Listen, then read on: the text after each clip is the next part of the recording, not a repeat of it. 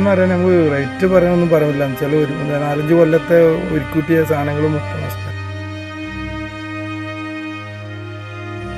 അത്യാവശ്യം എല്ലാ ഞാൻ വാടകയ്ക്ക് നിൽക്കുന്ന ടൈമിൽ തന്നെ നമ്മൾ കിട്ടുന്ന പൈസ കൊണ്ട് അടവും കാര്യമൊക്കെ ആയിട്ടുള്ള സാധനങ്ങൾ മൊത്തം നമ്മളതിൽ വാങ്ങിക്കൂട്ടിക്കണം. അതൊക്കെ കൊണ്ട് വെച്ച് നമ്മൾ ജീവിച്ചു പോകുക തന്നെയായിരുന്നു. ഇപ്പോൾ ഒന്നുമില്ല, ഇനി തലക്കുന്ന തുടക്കണം ഒന്നു മുതൽ തന്നെ. അതിലൊന്നും നമുക്ക് തിരിച്ച് കിട്ടാന്ന് വെച്ചാൽ നമ്മൾ പുറത്ത് പോയാൽ ഞാനും മക്കളും അല്ലാതെ വേറെ സാധനം തിരിച്ച് കിട്ടിയിട്ടില്ല. നമ്മൾ അന്നു ഇട്ട ആ ഡ്രസ്സുണ്ട്, വേറൊരു ഡ്രസ്സ് പോകുന്നൊന്നുമില്ല.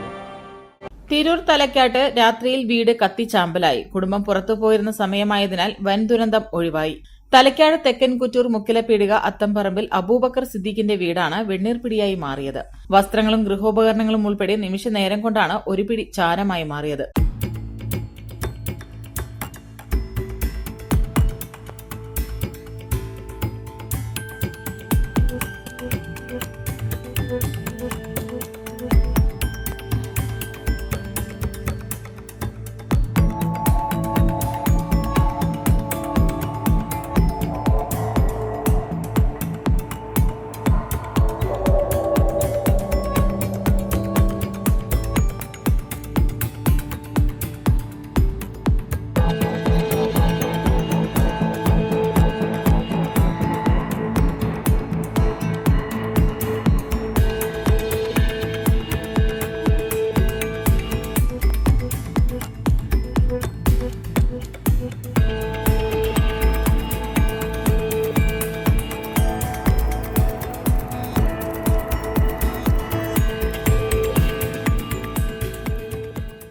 കഴിഞ്ഞ ദിവസം സിദ്ദീഖും കുടുംബവും മംഗലം കൂട്ടായിയിലെ ബന്ധുവീട്ടിലേക്ക് പോയ സമയത്താണ് അപകടമുണ്ടായത്. മലപ്പുറം ജില്ലയിലെ number 1 jewellery majestic Jewellers, Thazhepalam, Tirur. Phone 9961300031.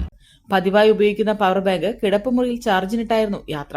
വൈകിട്ട് 6 മണിയോടെയാണ് വീട് പൂട്ടി കുടുംബത്തോടൊപ്പം സിദ്ദീഖ് തന്റെ ഓട്ടോയിൽ പോയത്.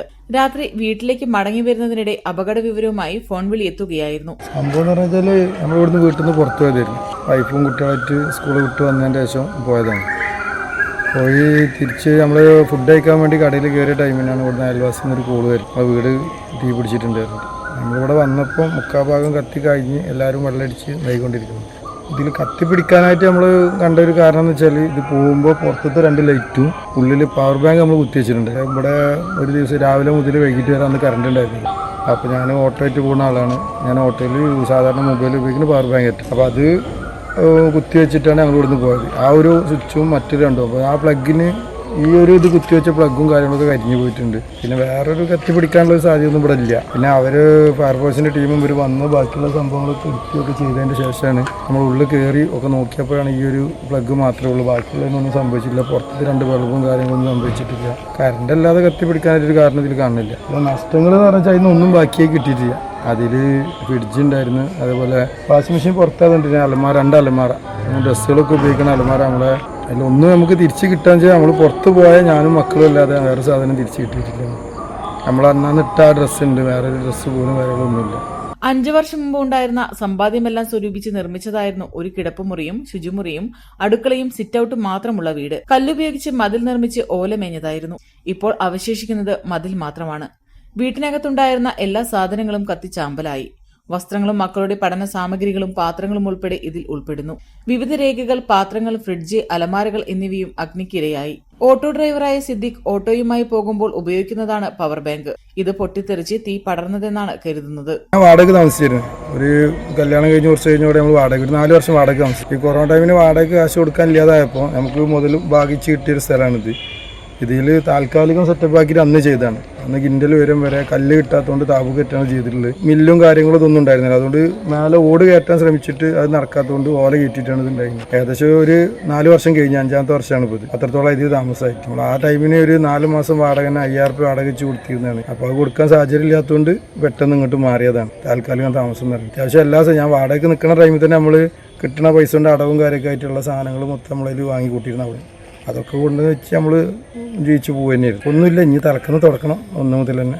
ഇപ്പോൾ ജാസിൻ്റെ വീടുണ്ട് ഇവിടെ അടുത്ത്. അപ്പോൾ ജാസിൻ്റെ വീട്ടിൽ അവിടെ പോയി താമസിക്കും. ഇപ്പോൾ നമ്മൾ വാടകയ്ക്ക് ഒരു കോട്ടേഴ്സ് നോക്കിയിട്ടുണ്ട്. ഒരു 2-3 ദിവസത്തിൻ്റെ ഉള്ളിൽ അങ്ങോട്ട് മാറണം. മാറാൻ വെച്ചാൽ എടുക്കാനുള്ള കട്ടിലും അങ്ങനെയുള്ള സാധനങ്ങൾ നമുക്ക് റെഡിയാക്കിയിട്ട് അങ്ങോട്ട് മാറണം. നഷ്ടം എന്ന് പറയാൻ നമുക്ക് റേറ്റ് പറയാനൊന്നും പറയില്ല. എന്ന് വെച്ചാൽ ഒരു 4-5 കൊല്ലത്തെ ഒരുക്കൂട്ടിയ സാധനങ്ങൾ മൊത്തം നഷ്ടമാണ്. ഇത്ര ലക്ഷം ഇത്ര എന്ന് പറയാൻ പറ്റൂല, അത്രത്തോളം ഉണ്ട്.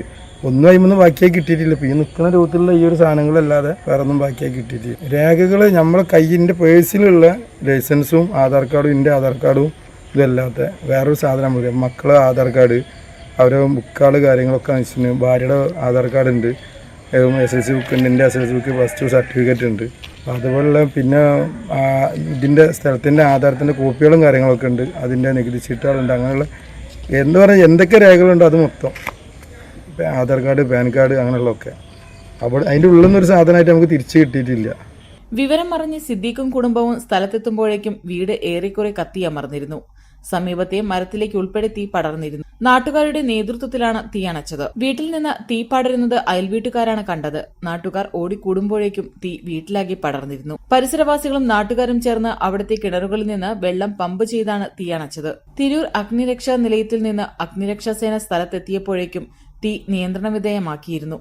വാടക വീട്ടിലായിരുന്ന സിദ്ദീഖും കുടുംബവും ചെറിയൊരു വീട് സ്വന്തമാക്കി സന്തോഷപൂർവ്വം കഴിഞ്ഞു വരികയായിരുന്നു. അതിനിടയിലാണ് സ്വപ്നങ്ങൾ തീ വിഴുങ്ങിയിരിക്കുന്നത്. സംഭവത്തിന് ശേഷം സഹോദരന്റെ വീട്ടിലാണ് സിദ്ദീഖും കുടുംബവും കഴിയുന്നത്. Editor live, Tirur. Majestic Jewellers Tirur. അരനൂറ്റാണ്ടിന്റെ പാരമ്പര്യവുമായി സ്വർണ്ണാഭരണ വിപണന രംഗത്ത് നിങ്ങളുടെ ഇഷ്ട ജ്വല്ലറിയായ മെജസ്റ്റിക് ഇപ്പോൾ കൂടുതൽ പുതുമയിൽ കൂടുതൽ കളക്ഷനിൽ നിങ്ങളെ സ്വാഗതം ചെയ്യുന്നു. Wedding section, diamond section, light weight area, silver and watches section, കൂടാതെ ലൈറ്റ് വെയ്റ്റ് റോസ് ഗോൾഡ് ആഭരണങ്ങളുടെ ഏറ്റവും പുതിയ കളക്ഷനുകളുമായി മെജസ്റ്റിക് ഓറിയോ കളക്ഷൻ. ഏറ്റവും കുറഞ്ഞ പണിക്കൂലിയിൽ മലപ്പുറം ജില്ലയിലെ number 1 jewellery majestic Jewellers, Thazhepalam, Tirur. Phone 9961 300031.